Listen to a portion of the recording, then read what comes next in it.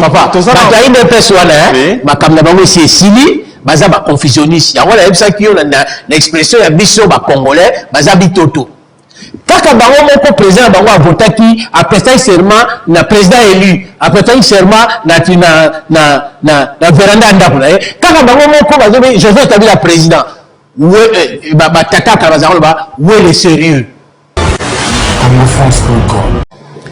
ba généraux mingi batu mingi ba konzi mingi na mboka yo mona ka wana pa na biso ba vrai paratonnerre ya ba libanais ba protéger ka bango mais non seulement soko mati likolo ezani mentalité ya congolais il faut échanger vis-à-vis ya mopaya libanais a eu pouvoir autorité à kolobake ba kontinabino baza na poche na bi c'est ça autorité to na bango bango wana libanais sont la vie yo croire en eux déjà ils sont est-ce que libanais sont comme ça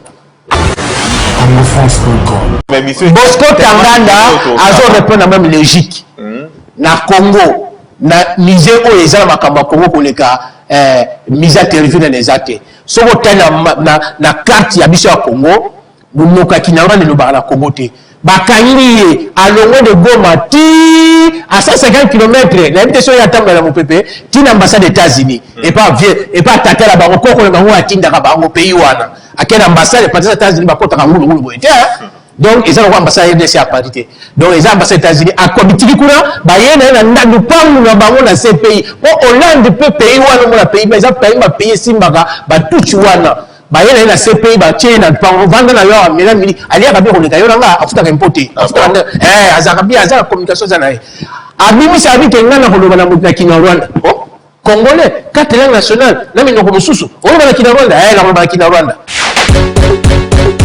CFTV. Musique Congo France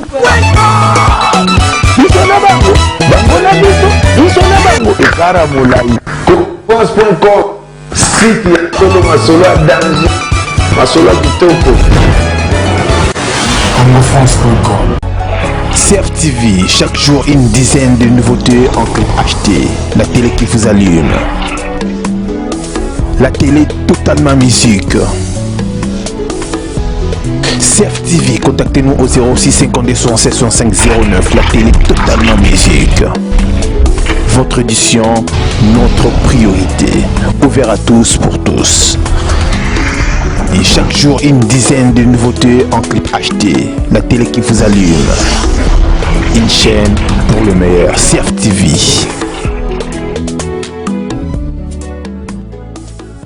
Mesdames, Mesdemoiselles et Messieurs, amis téléspectateurs de www.congofrance.com, merci pour votre disponibilité dans cette émission Congo France. Aujourd'hui, nous avons reçu pour vous encore et toujours Monsieur Philippe Kimbiese. Donc, c'est avec lui qu'on va essayer de développer sur tout ce qui est actualité. Dès le Lotomoni, Monsieur Félix Tshisekedi aboyi dialogue. Aboyi dialogue. Pourquoi? Pour éviter, donc, à travers cette émission, mesdames, mesdemoiselles et messieurs, beaucoup de vérité, surtout, et puis, Torotik et la Monsieur Philippe Kimbiese a développé les sous-sous-carnet de développement dans cette émission au CongoFrance.com. Bonjour, Monsieur Philippe Kimbiese. Bonjour, Papa Dipomba. Bonjour, Bandeko. Papa Chims. Ok. Donc, tu comprendrais IDPS et surtout Ikarabouye et Boyi dialogue. Yo point de vue dans les années. Merci, Papa Dipomba, pour la parole. Yo soko kamwe ngana kamwete. Bana Congo, nga personnellement, je ne suis pas étonné. Puisque tu yebi mode de fonctionnement na bango. Et puis, de 28, comme j'ai dit l'autre fois d'émission, la mission, c'est 28. Et puis, Bandekouana, Bazaki, les 28, la police, Bazaroloba, Sori Balobi, Tika. Ça, c'est un. Deux. Je t'avais dit aussi l'autre fois que IDPS, Bazana, nous na ghetto, Ispina Bangoana. Bazobo Sarake, tant ezoko évoluer bango bazoko évoluer te ngonga wana bazalaki kosala ba makambo na bukutu Oh, Batmazo le batté, Batmazo réagité, et c'est l'équipe. De commune en 2015, oh, les fils qui n'a big nayo, vont vous faire bouger mon kill. Donc, il n'y a pas une surprise. Les équipes prévisibles, c'était tout clair. On gagnera peu plété. Koboma. Qui a commis la Kishasa? Moutane Malobenga, artisan de la paix. Yo yemi ka bet ba avant pour faire ba betale ba confina la de la biso nani moi on va la Belgique Arma Tungulu. Tout ça là nous on a donc artisan a pété surtout sur le côté artisan a pété voilà aujourd'hui abusivement artisan non mais pays est normal plateau et ça il y a biso yo osa expert osant la point de vue na yo pour j'assume pour éclaircir bah de surtout on a mis sur congofrance.com. Donc là on a bengi Joseph Kabila, président de la République, normalement pas président de la République. Mandat et si la calamité on doit le respecter neto yamba qui mutement mamsu ya IDPS na voilà ça coupé mais c'est juste alors qui en OK non président Kabila, ça président même il y a idée à l'équipe, même président Oazo, Azali Kolo IDPS. Papa, tout ça. Quand IDPS voilà, ma caméra va aussi Sili, baza ba confusionniste. Ya voilà ça qui on a l'expression ya biso ba congolais, baza bitoto. Kaka bango moko président bango a voté qui a presté serment na président élu, a presté serment na véranda ndakula. Kaka bango moko bazo Joseph Kabila président. Où est le sérieux? Donc, où est le sérieux? Donc, et c'est si. Ok. Le col le Bessili, réaction, il y a Vital Kamere. Nabanjo Talakiango sur Internet. Point de vue dans les années. Ngala yebisayo, hein? Mutuwa no tangi kombo. Yose na ye, politique ya authenticité ya Mobutu Kangaye. Biso pendant l'impère. Pour total la classe est l'impère. Total l'impère. Moutoumou azaki na prélo chrétien azaki te. Et surtout autant na gizaïr. De cela y a que le tout na impère makamulane ezanini. Wala zoloba ngala kubenga ngo azoko kota azoko si mixer na affaire intérieure ya pays na biso. Non, donc mais ça congolais.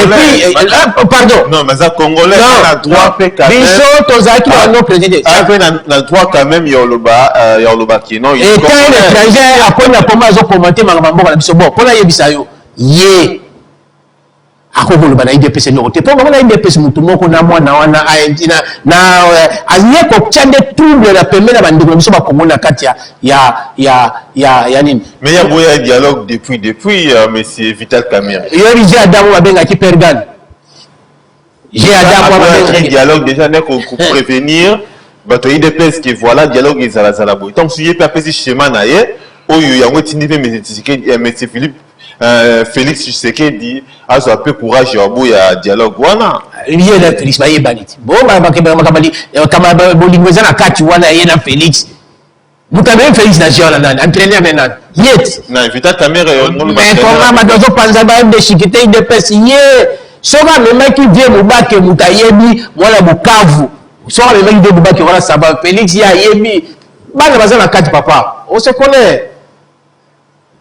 Voilà donc hier côté on a côté le bon malheureté donc hier dossier là tu regardes bata série na scène c'est bimse ki bango na bakikaya bango no so scène c'est bimse bango so tu nga vieux wanga pour ça va wala za mokubwa hier tourner.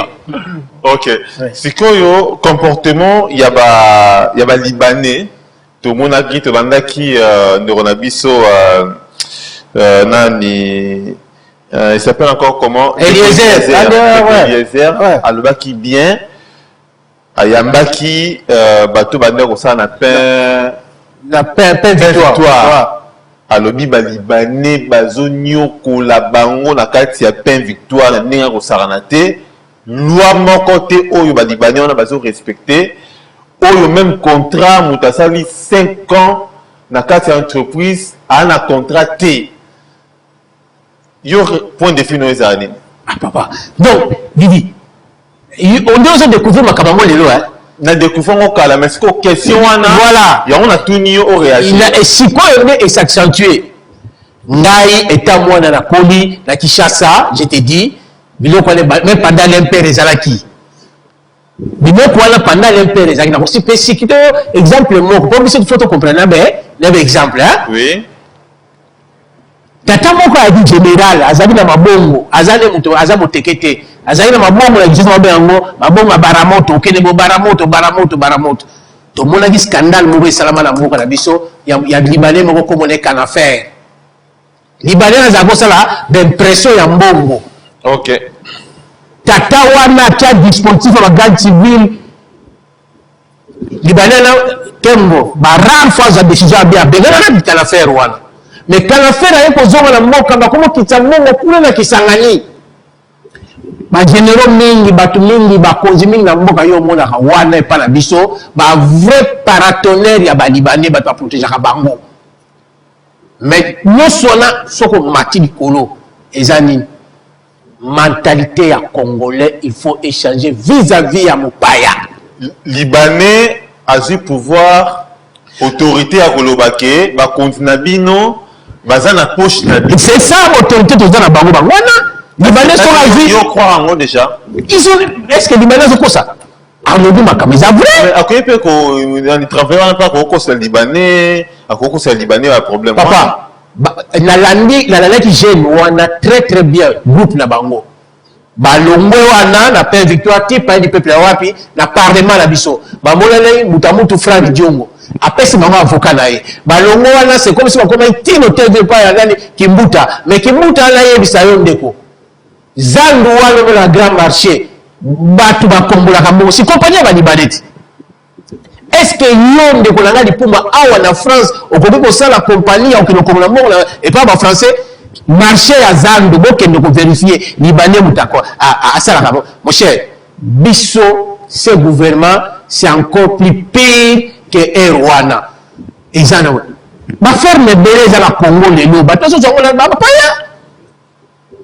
Donc pays est vendu par bis wana za baronete biso moko ya moto oyo ba onge opposé ezate bana zate ba accompagnateur tala banana atangi na ista ba pesa ke 20 €, 20 $ ou 2000 francs hein akosa nango nini et nene zo nyoko la congolais moko na yoka sunne kela lobi capitaine Aji Munduki aplandi ba pour mutazo réclamer droit na ye est-ce que wale zaki bizima karamuta saki Munduki est-ce que wale zaki Rubero mutasa congolais. Donc cette ignorance là hospitalité abusive ya biso ba congolais faut être na partie la wana mais ba congolais bazo travailler na ba la police ba congolais ba travailler na ba parlement ba congolais baza ba député ba congolais baza partout na ba ministère vraiment na likamba bongo solution et que ko utawapi ou bien idée ni ya malamu oyo ko pesa pona ba bloka bongo ça la salate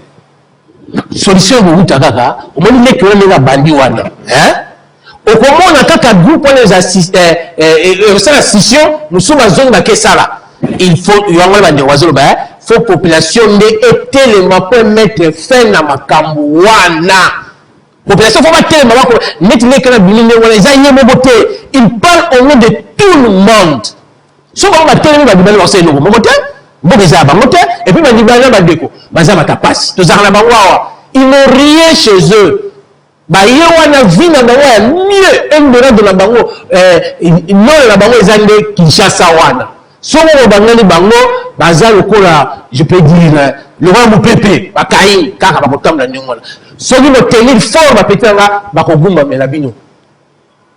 Voilà papa Dikumba. Merci beaucoup pour la réponse nayo monsieur monsieur Philippe Kimbiese. Vraiment bate belé ba se plara nayo bate belé ba olanda yo sur congofrance.com mais mutumo atunaki question oyo poto tunayo abi ba autorité congolais ba boyi ba film ya docteur Mukwege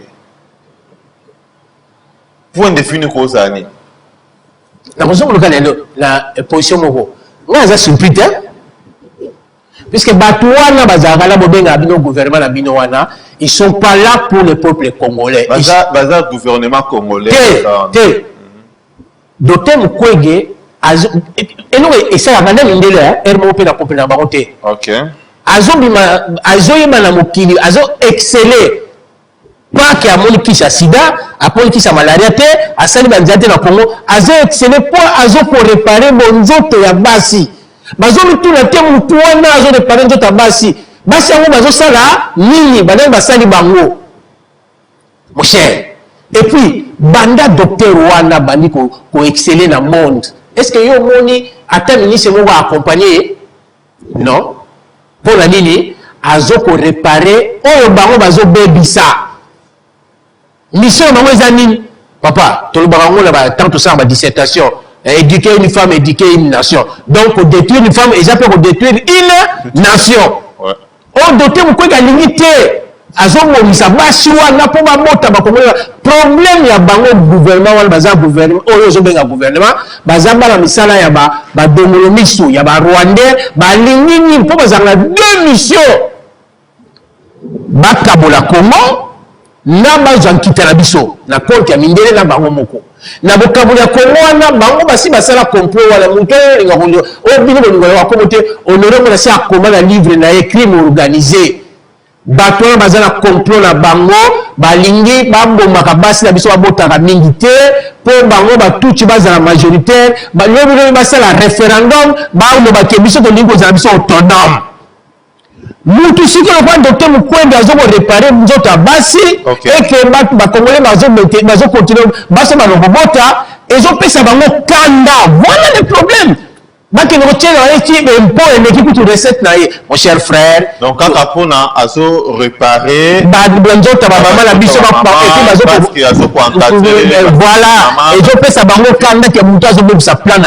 c'est de la même chose, même complot mais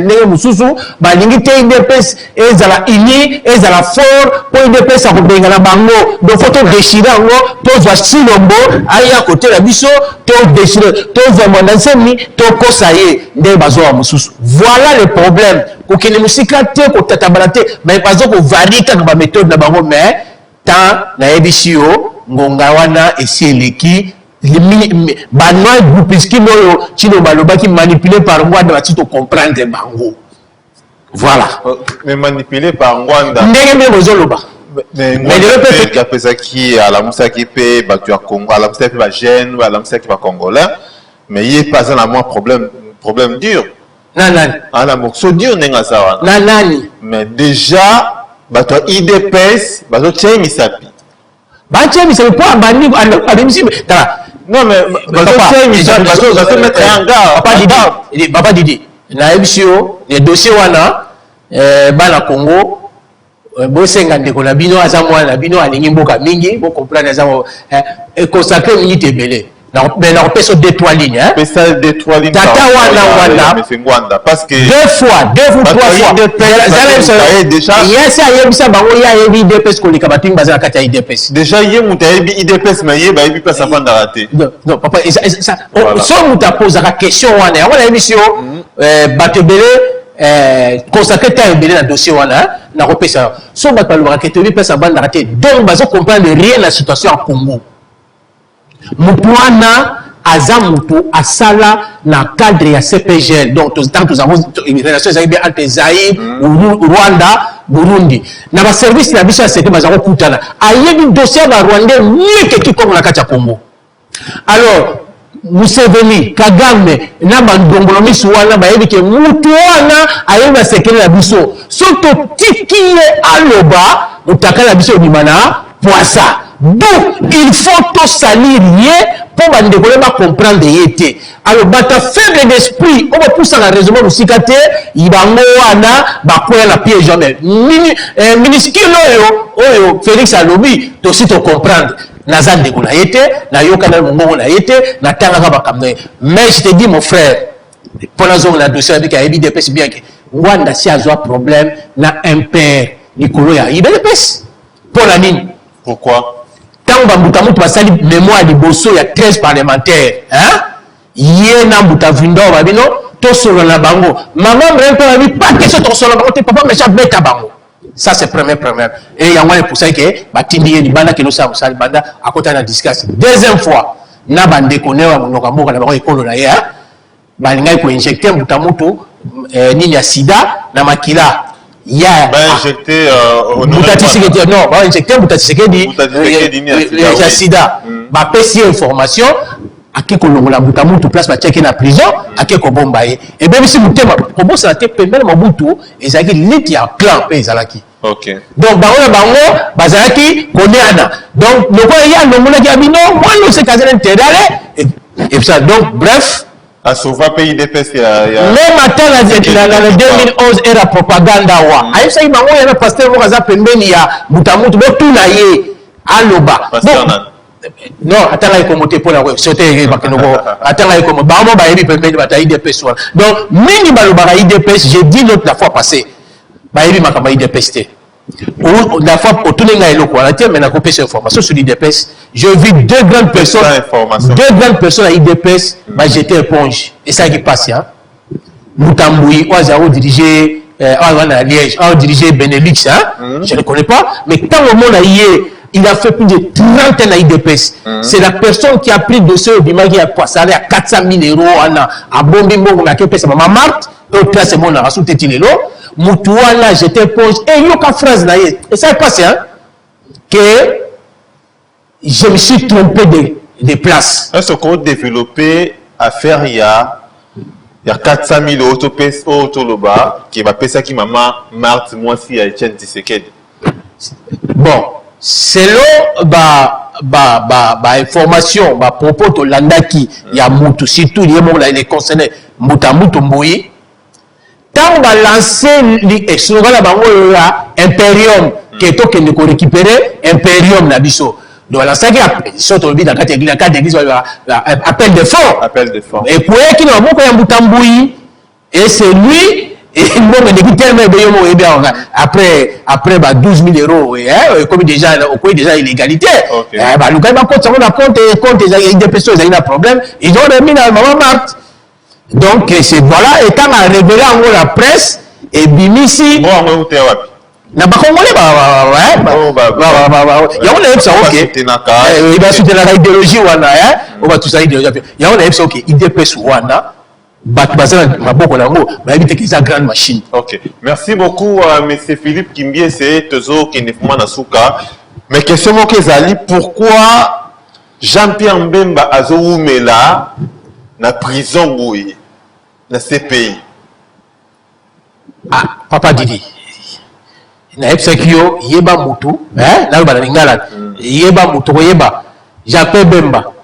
Gobi famille d'ailleurs.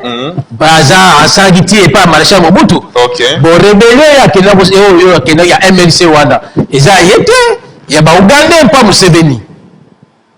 Un petit peu de Ougandais. Mais tant voyez la Kachamboka qui congolais et pas sur mission ma pesa qui est. Ba monde que moi on m'a dérangé. Batu bati Moutamutu Jean-Pierre Kuna na mwana mboka Jean-Pierre Kuna na CPI ezali batata na ye wana badongolo miso atangela ko wana ba anglais ba américain parce que ça est voté ba troupe a tchèque la disposition du gouvernement légal et légitime ya Centrafrique président bango Kondo Moutamutu akufa so kolimba so nani chef d'état-major ezaki Bozizé et Bozizé moi comme nani chef de l'état ya pays ya Centrafrique. Hier, nous avons déjà tout pour aller à crime pour le point. J'ai même bazagi en Afrique du Sud. Batikaye. Mais les lots, on a pour moi là que les arbres, Congo, faut pour ratisser large. Bojiza Zawapi. Azana, exil na Ouganda. Oui, Ouganda, non? Président Nani, pays, il y a Museveni. Donc, hier, on passe à l'île Kopana, Museveni, pour attaquer Jean-Pierre Bemba, pour Kenya. Donc, Jean-Pierre Bemba, Azana CPI, injustement. Ceux qui n'ont CPI, on est à monde à loi, dans CPI. Loi? Oui, mais on est à monde à loi. Ceux qui n'ont CPI, Jean-Pierre Bemba a commettre une infraction en acte, calmement. Mon cher, je ne sais pas te dire, dossier à Jean-Pierre Bemba est vide. Et puis, quel est le point de Zolobake, CPI est un monde à loi. Loi, c'est l'homme Dongolo Missou. Donc, les actes garage, parce que le bon baba, conduit, on va pour Kamambo, le président Babo, n'a blé boudé. Ok. Voilà. Ok, merci beaucoup à M. Philippe Kimbie. C'est donc Tokomi presque Nasuka. likambu ya Bosco Tangana. Déjà tout le monde qui a procès n'a déjà bandé qui n'a qu'à CPI. Mais dès tout ce monde est là, on dirait à quoi Bima libre. Point de vue nos années. Papa, Tozonga. Tu as nous comment la simamine na biso ha na sidi na biso kitoko yo zaba mutu zaba valeur. Okatakate. C'est vraiment la mboka. Na banda na bosala na boko bien. Kagame. Museveni. James Kabarebe. Kunda Batwari. Paul Benga Joseph Kabila Hippolyte Kanambe. Bosco Tangana, Makenga, Ruberwa, baza mutu moko. Oh papa, tous à la peine la mémoire, mais là quand on soumis na souka kaka, là on a deux ou trois personnes. CNDP Biyawa na nani Kunda Batwari. OK. Papa général congolais. Basala aventure na baonde basala aventure théâtre la baonde pour théâtre de chaîne puisque théâtre de chaîne on dirait ya milezi mamba takinga tant bazomi sile pa na bango omo tozokanga yo abimisi carte na ye ya officier de renseignement ya APR armée patriotique rwandaise. OK. Kuna la Rwanda soki kili soki lieutenant na Congo général on s'en parle hein les gens zali la Kigali atambla kane facile mutakanga jete. James Kabarebe, nous avons prêté serment la stade des martyrs. Okay. Basala parade militaire, chef d'état-major de la force armée congolaise. Quelques mois après, ma même manina musée, a commis chef d'état-major armée rwandaise. Les lois Zanani, ministre de la défense ya Rwanda. Disons comment, na Bosco Tangana wana zolo wana. Bosco Tangana. Ouais, mais répondre à une il a zoya Bosco Tangana. Les gens déjà théâtre mogo mais quand on est en poste de ça le par rapport à ça. Voilà. Bon ça on va pas makamako les plutôt ça 400 jours. Bosco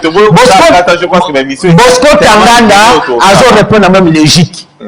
Na Congo na misé o ezala makamako ko leka mise terrifique dans les actes. So na carte ya biso ya Congo munoka kinanga le ba Congo te. Bakangi à l'ongwe de Goma ti à 150 km l'invitation ya tamba la mopepe ti l'ambassade des États-Unis et pas tata la bango koko le bango atinda ka bango pays wana akena ambassade des États-Unis ba kota ka ngulu boite donc ils ont ambassade de à parité donc les ambassades des États-Unis a comité kuna ba yena na ndandu pangu na bango na ces pays bon Hollande peut pays wana mo la pays mais ça pays simbaka ba tuchi wana ba yena na CPI ba tchena pango vanda na yo amela mili alia ka bi ko leka yo nga afuta ka importer afuta azaka bi azaka communication za na ye abimi sa bi kenga na ko lobana mutina kina Rwanda oh congolais quatre langues nationales na mi ndoko mususu o lobana kina Rwanda na lobana kina Rwanda mon cher lobana kina akosamba na kina Rwanda que ba Congo nani selon ba langue oyo ba Congolais ba nango te kinorana te papa kinorana yo bolo ba Congo tamba yawa zela papa la Égypte ça parmi quatre langues nationales qui n'y a Rwanda déjà voilà mais ndenge système ezoya bazo memela biso banya ba memela biso mais kasi parce que bayaki na bango nzela moko na barwande wana bato batuti extrémiste bauta Uganda yo so ozotanga te nga azotanga biso sitokufela biso kala donc aye moko alobaki ke session de conglomérat baventurier awa didi na mboko zela bisayo na mboko alwa zela papa pardon tikaka lelo aloba na mboko oyo soko bimi na identité ya ndeko chips ndaza asima bilili azosala mosala monene pour la Congo mbila moni yo na deux identités yo yebi ke chips pas ali bakokanga yo oyebi yango bien lié so bakangi otaba kenda bango nazo bakina Rwanda cher frère Jonathan Meloko mo jeune Afrique oyo e BBC mitema ya bato de la sibango kao na kotanglo na ozanga mulaite le kwa mutalobi na biba papier bila yena biso ba discours azana avocat na ye Stéphane Bourbon aza canadien et dans la page 15 ya Jeune Afrique Bimi a déclaré nini yoka nous n'hésiterons pas à mettre la lumière des responsabilités extérieures si nous avons intérêt à suivre. Donc, ceux qui vont continuer, bah, mon intérêt dans ma moté, bah, pour éviter qu'on ait la responsabilité extérieure. Donc, guerre à Congo. Ah, nous avons une guerre à Congo, ils ont un problème, bah, responsable de l'extérieur. Donc, bah, responsable de Congo. Il y a un second balasimake. Guerre à Congo, entre les Congolais, exact. Donc, il y a un ambassadeur, non, avocat, il y a Bosco Tanganda. Donc, il y a ceux qui vont continuer, libérer on peut dévoiler la responsabilité extérieure. Donc, et ça, la Jeune Afrique, au Ebimi, page 15. Sur la Jeune Afrique, on va combattre Batine de Kobokechu, numéro 2852. Il y a du 6 au 12 septembre 2015. Bon, bon, on place de Bosco, tu as la titre, on a piètre orateur. Donc, Azana et Bouloubati, Azana, on va vous regarder. Voilà. Merci beaucoup, mesdames, mesdemoiselles et messieurs, amis téléspectateurs de CongoFrance.com. Merci, Nandeng vous disposez qui est bino vraiment à l'émission Oyo. Je rappelle à tout le monde que l'émission Oyo est à analyse Oyo, expert, on a bien un expert, Philippe Kimbiese. Azara invité tout ça la analyse politique, analyse de l'actualité presque mieux surtout OESA à la hit ou bien OESA vraiment à la vogue na makambo ya Congo. Donc ce qui azoloba ngai moyena kata ezate parce que bandeko mingi babenga kinga babi que non mais c'est Didi Pumba au sein l'émission non bien mais ozo kata kata mingi mais c'est Philippe Kimbiese na ba idée na ye. Donc ça bien te ko kataki na ba idée na ye. Yo mutu benga ngai, je me rappelle encore comment na yo Eric Pana Big Rouge na kata Saint-Étienne. Réponse yango yo yango moni na tikeli mingi mais c'est Philippe Kimbiese asala analyse na ye asabimisa ba idée na ye pour na intérêt ya ngai na yo na oyo kopesa sous vidéo et atala tous à la vraiment branché sur congofrance.com. Mais c'est Philippe Kimbiese tokomi presque na suka émission na biso. Déjà et lo koni okoko ba important oyo vraiment c'est très très important. Ya bat oyo ba yoka yo ba retenir na kati ya mission oyo. Bon, papa Didi, à part wana ya question sur bazotuna nazali ko litozala moi association kaka o tozala ngo pona ko pesaka ba information ko sali mobiliser ba congolais CCDP hein tozala réunion samedi le 10 à Paris tokene marche et puis tokene réunion. Ça c'est un. Deux numéro nango papa Didi marche ya toza lutte ya on a émission qui étape marche en non les années il y a association na bino mais pour la lutter contre occupation kaka. Donc, pour leur faire voir que l'IDP, c'est ça qui étape, c'est ça qui est objectif, que ça va pas que le dialogue. Les autres qui ne peuvent mettre fin à l'occupation. Et deux, pour l'indépendance, c'est l'IDPS. Parti de la mission de Nénéwana. Les Camo et dialogue, pas dialogue, la position de Zouana et permettre que on va vendre, se mettre en cause, va discuter, et ça, grande partie, il y a des partis à Congolais. Il y a vraiment la légitimité dans la légalité dans la Boka, bon se mettre en cause. La divergence, c'est ça qui est trop. Mais intérêt égoïste, je pense que Félix a joué les sons. Mais bon, vous avez un chadaïté, vous avez une unité. Voilà. Pour le reste, dans le Congo, tout le monde a biso, tout le monde entre nous, combat exact, mais la divergence, l'idée, est ali. On voulait la biso, tout y est billet, tout identifié, par mutamuto yo linga otanga ote aida biso to identifier otika la malamu ko la personne de santé et bon on a manipulé la biso soit disant là Félix va manipuler. Voilà papa ni salutation la bandeko bandeko Fasitou famille Bimba na Benzason Priska na Robert Bimba Nzamba Pambrabino et bandeko suso Augustine Tayumo na Paris Boutuki Tayum na Babi Tayumo na libota na Gilles Matungulu botika la malamu pour la battre la bino na bobo pété. Merci beaucoup bino batbolanda émission Oyo. Il y a analyse politique sur congofrance.com. Nous sommes vraiment à la fin de notre émission, mesdames, mesdemoiselles et messieurs, vous qui étiez disposés, il y aura l'émission Oyo sur Congo France. Moi, je tiens à remercier toute l'équipe de CongoFrance.com. Là, je vois Junior Wuxon Mukasa, qui est le manager du site Congo France. Je vois encore Chimanga Mokonzabaluba, qui était derrière la caméra, Mokonzabaluba tout. Diamunda Golding, les jackpots. Vraiment, je te remercie pour la soutien à yo. Eric Pana, Biki Rouge, merci beaucoup Nakata Saint-Etienne. Oso corriger vraiment la chaîne tout Nakata Saint-Etienne. Boss Mambote, œuvre sociale. Franchement, je sens que tu as l'argent. Et puis, Osa Bolingo Sou ya koyede batou. Et sans oublier l'équipe, il y a Kim, coordonné par Franck Stema et Dissouka. Sarah Ramazani, Grosse Moulir, Mouna Artiste qui est notre caméraman pour la Kinshasa. Et puis, il y a un élément auto recruté sur Mikolo, dans la Paris, Afande, Gif Noir. Voilà, merci beaucoup. Restez connectés sur CongoFrance.com. J'espère que vous avez aimé cette émission. Et pour moi, je dis merci beaucoup, à bientôt. Au revoir. CFTV. Musique. CFTV, chaque jour une dizaine de nouveautés en clip acheté. La télé qui vous allume. La télé totalement musique. CFTV, contactez-nous au 06 52 76 65 09. La télé totalement musique.